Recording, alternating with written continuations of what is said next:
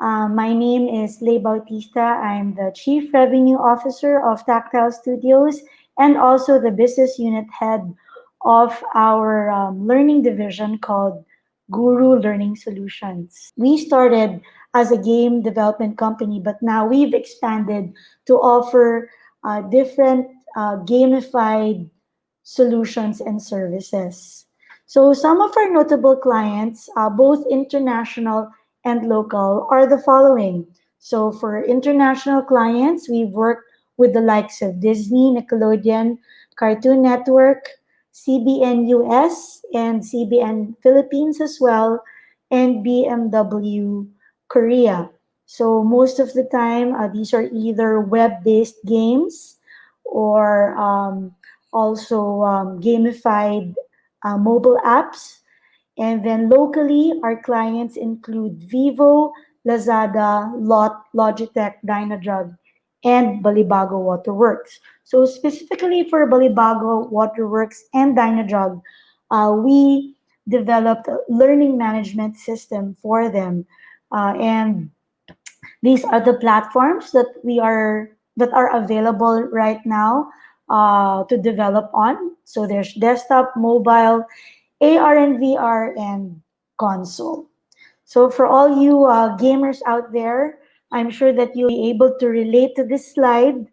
There's a reason also why I'm mentioning this because right now, as you know, we are under pandemic and everyone has to go online to communicate, right?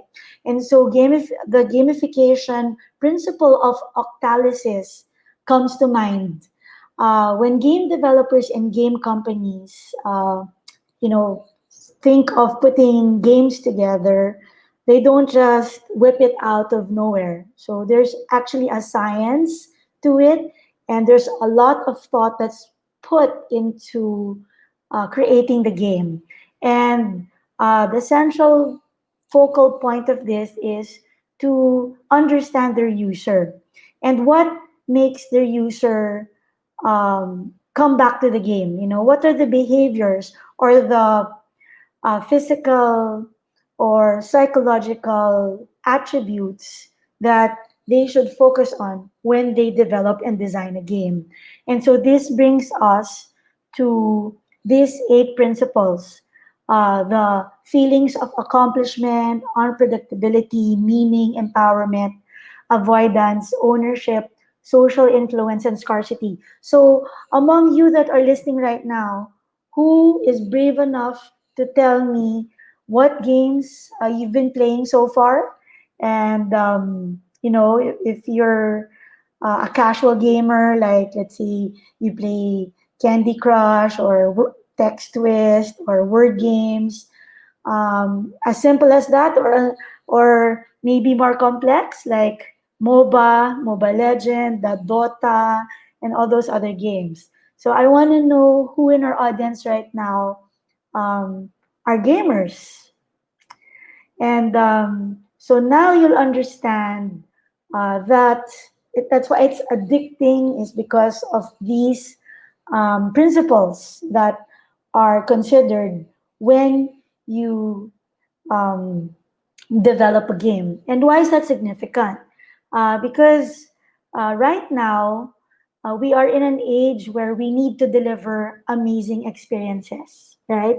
Because people remember and act on amazing experiences. And that's why what we've done is we've brought our gamification principles into business processes or into the corporate arena or even in education. This is more effective to engage customers and also to retain your users, whether they're in learning or in other business verticals, which thereby also drives business growth. And we believe that amazing experiences are designed and engineered. So now we'd like to bring you to our division that consults and gives advice in terms of what available learning solutions are out there. We know that our normal has changed recently. So the pandemic has really forced us to revisit a lot of our normal day-to-day activities. In the learning space specifically, these are the questions that we have. How do I teach? What do I teach? How will we adapt? What do I use? Can we sustain it? And are we prepared? And we know that school has been ongoing for the last maybe 2 or 3 months, and there has been so many challenges that has happened. First of the challenges that we have observed is that the schools have not really made the smooth transition, from traditional learning into um, online or the new normal, or let's say online learning.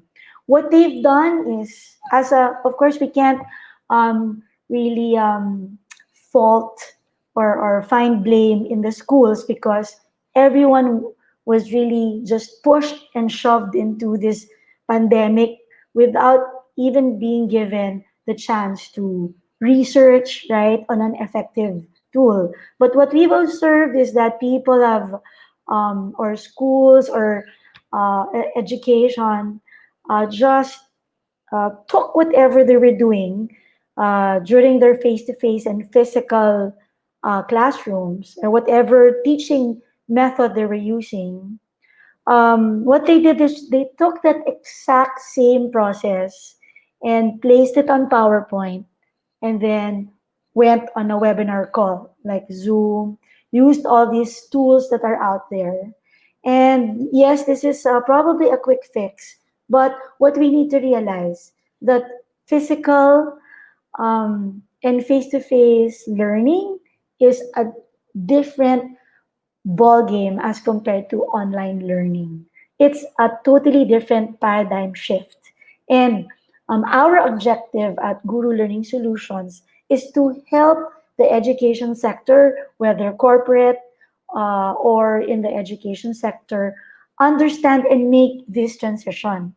There are several steps, and it isn't a quick fix. There needs to be investment, and there needs to be a commitment from both the institutions and the teachers to be able to transition from traditional to online learning modalities. So some of the challenges that we've gathered with all the research that we've done is, number one, the accessibility and connectivity. As we know, this is a persistent problem in our country. And then there's also the challenge of um, keeping your listeners, your learners engaged in your new learning community. Of course, before you have a captive audience when you're sitting down with your students, but right now there's so many distractions. While you're teaching your lesson, they could go to another website, right? Or they could be bothered with a lot of things because you can't really physically be with them. Another big major issue is the concerns with the security and privacy of your data. Of course, if you are using the available quick fix free tools out there, yes, they are convenient, but at a price, right? So if you are sharing information, let's say on Facebook, then you know that everything we upload on Facebook is actually the property of Mark Zuckerberg, and things like that. So if you're using Viber, if you're using all these like free tools, you are sharing this space with the whole cyberspace, right? And so if you have proprietary information and confidential content, then this will be maybe a problem for you. Also, if you're using especially a foreign product, right, that was built and made outside of our country, then there will be a lack of local technical training and support, which is very vital because this paradigm, this new learning paradigm, is very new to the Philippines, given that before the pandemic, only 30% of all our students were tech savvy, or 30% of the schools were using technology. 70% of the whole education population were still doing the traditional learning. And the other challenge with the technology is having also too many tools. How will you know what the right tool is for you? And this could be a bit overwhelming. Aside from technology or the platform that you're using, a very big factor also in this new paradigm is to consider the right and most effective teaching methodology. So, how can you effectively roll out a teaching approach? And also, are you equipping your teachers, or is your institution equipping you, if you're a teacher, to be able to create online content, right? Because as I said before, and I need to emphasize this more than ever, that teaching face to face and when you are interacting physically with your learner is completely different from now having to teach them online. It's night and day. So if you are just employing what you did before during your traditional modality, and you have not made that shift to understanding how to create effective content online, you may be shortchanging your learners, right? And then the other concerns, of course, is schools having to shift online brings concerns with business stability and continuity, um, the adaptability to change, and then shift, of course, in financial priorities from all the expenses that you used to have having a physical school, like electricity, water, maintenance, those physical books, those have gone away, and now there's a shift now to different types of investments.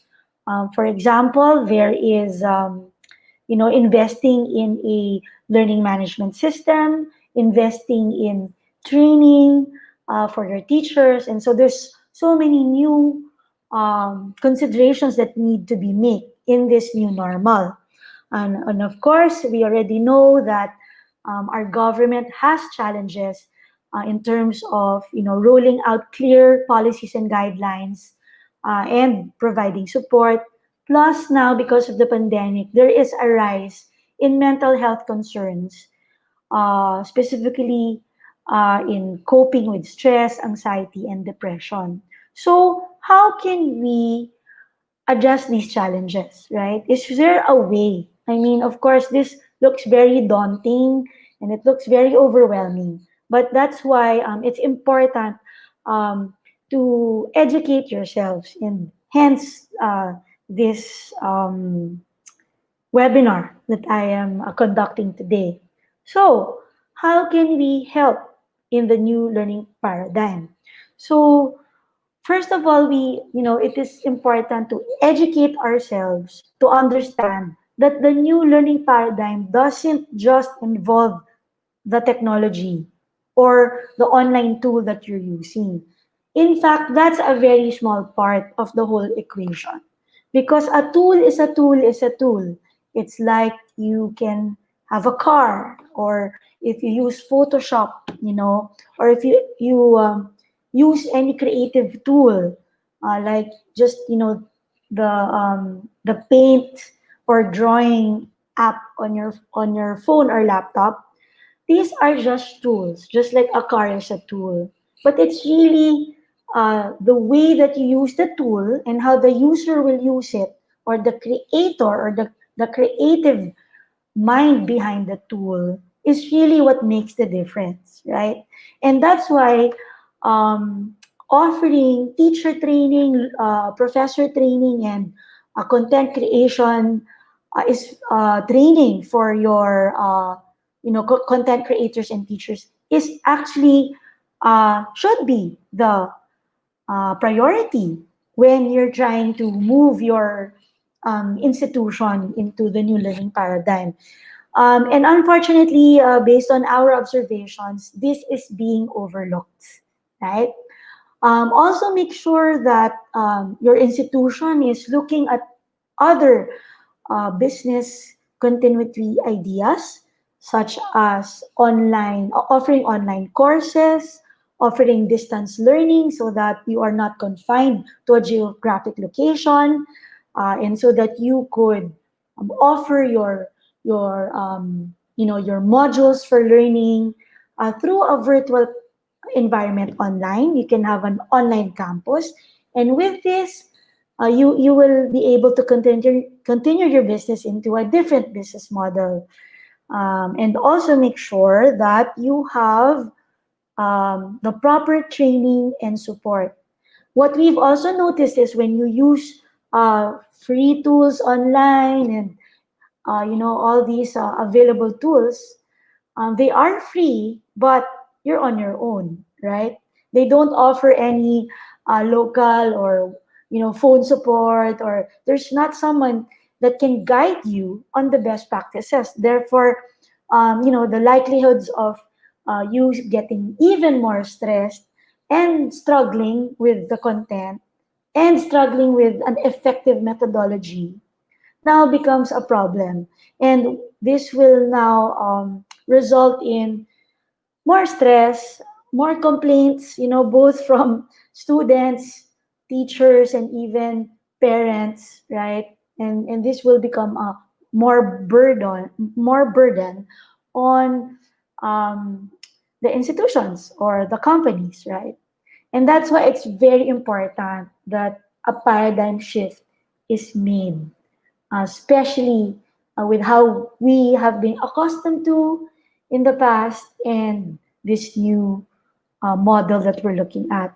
So, one of the solutions, technologically wise, is to have a one stop shop learning management system that could address most of your um, your concerns right now, with using, let's say, web conferencing tools and, virtual classrooms right now online. Make sure that it makes your life easier in terms of attendance monitoring, in, uh, in terms of um, assigning tasks to your whole organization, right? That they can monitor grading system, monitor your calendar, and um, help you organize all your content in one screen rather than having different screens, and just have a better learning flow that way. So you should consider a learning management system.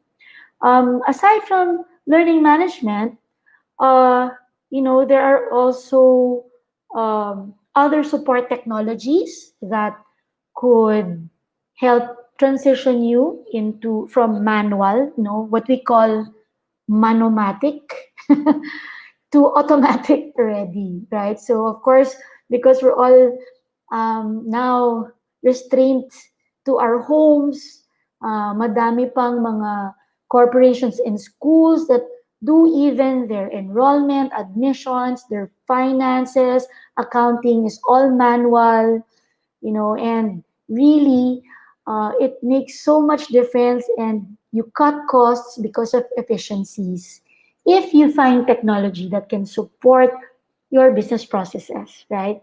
So there are admission and enrollment software that's available. There's the enterprise research planning software as well, that could run your whole business, from purchasing to accounting to HR, payroll. I know that payroll could be much of a nightmare, especially for schools. Um, Especially if their teachers have different roles. Some are part-time, some are full-time, some are working in two different departments or teaching different subjects, and it can be a nightmare. Imagine if you're doing that manually. So there are solutions for that, right? And also, I'd also like to emphasize that very important is that you equip your teachers, uh, And this is not something that we need to take lightly, because this is the heart of instruction, is how we deliver our teaching methodology to our learners, right? And because there is that shift from the traditional, which has been there for over 100 years, and then all of a sudden now, you expect your teachers to go online, then there'll be a lot of anxiety and teachers getting overwhelmed because of that. That's why we propose that you invest in reskilling and upskilling teachers. Digital educator training is a full course to teach our teachers instructional design online, right? How can they design instruction, and also teach them the basics of how to teach online and what tools are available online. How can they um, manage their virtual classrooms, right? How can they do evaluation and monitoring? How about looking for online resources, especially in this day and age? There are so many free but effective software out there, which we call OER, which is the Open Education Resources. Can your teachers, or as a teacher, have you been trained already um, to understand content development, right? Are you already adapting multimedia content, like taping yourself, recording yourself as you teach, so that you can just upload this and you don't have to repeat your lesson 10 times because you're teaching 10 subjects, right? So all of these things are very, very important for our teachers to um, adapt and embrace. Okay. Next is the concept of social learning. So this is also an emerging paradigm that is very new to us. Number one, this comes from the term social media.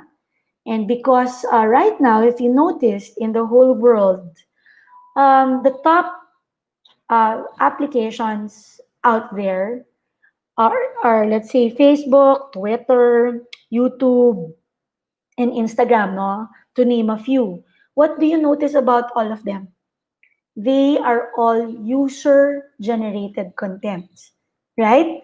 The developers, or the principal people behind those apps, barely have their own content. It is the users that have actually contributed to the content of that site, right?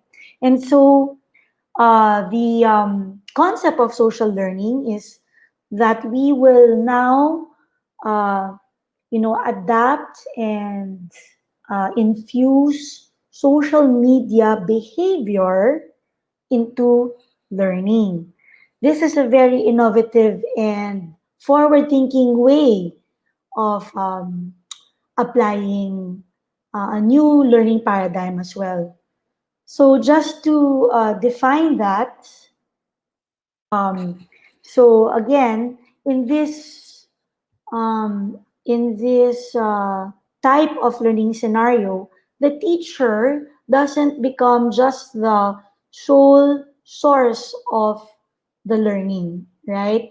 The teacher, with the help of the LMS, or the learning management system, can now design her lesson to encourage social learning within the class, where the teacher now, from becoming just the single source, can now be the facilitator of learning. She can encourage her students to do their own research, to contribute what they have researched and post it into their virtual classroom, just like we do in Facebook or in social media. So some of these learning platforms that we have developed as Guru Learning Solutions is this very innovative user interface for, let's say, a grade 4 student, no? So it's very fun looking, it's not daunting to them. So another concept that we need to understand in this new normal of ours is that the user experience is king, and content is king as well. So even if you have the best platform and the fastest and the most innovative, but your content is not good, then you won't have an effective learning plan. The other thing now is, how is the experience for your learners? What do they go through with the current methodology that you're employing? Are they having fun? Are they engaged? Or are they getting stressed, right? And or are they distracted, and is the learning ineffective? So this is one of the ways that we would like to address that, is to give them a very fun UI, user interface, and UX, user experience. This is another platform for an online play school and tutoring program. And also, we have different types of gamified learning platforms that are available out there. We could create, this one was for a Philippine maritime school in Makati, and we created and simulated how to actually learn and run a ship, and we made it into a mobile game that could be played by 4 players. So just imagine how much more engaging and fun that learning experience was. This one is a mobile app, which was a fun and entertaining way to teach children how to save money. And this was for Cartoon Network and Prudential Bank in Singapore. This one is a very interesting case study because we were approached by one of the biggest banks here in the Philippines, one of the top 3 banks, and they asked us, their pain point was, how can we make a fun and engaging way to teach financial literacy online? And so we developed and we came up with this concept of making their own Monopoly type game online. And so this is how it looks. And just imagine how much more engaging it would be for learners to be playing while learning, right? So of course, this is just an innovative delivery approach on how you could help your learners, right? Is you have to first describe your new users and your personas. Who What is the behavior of your users? What do they like doing? What keeps them engaged? Especially if your audience is young millennials and zennials. These people's learning methodologies are so different already from baby boomers, Gen Xers, right? And we need to realize that we have to look at it at their point of view. And so from there, once you've described it, then now we can define it. Then we design. Then you can develop now that instructional um, like framework, and then after that you can now deliver and deploy it to your audience. Okay, so if you have any questions, just type them in the comment box below, and I will try my best to answer them for you guys. And of course, I'd like to thank everyone for being with us right now. And you can find us on the internet. Just look for tactylstudios.com. Also on Facebook, you could find us there. Just look for our Tactile Studios page, as well as our Guru Learning Solutions page. And I would like to thank the people behind Idea Space and this this webinar on transitioning to the new learning paradigm. That's it for me. Thank you for all of you uh, being with me this afternoon, and hope to see you again next time.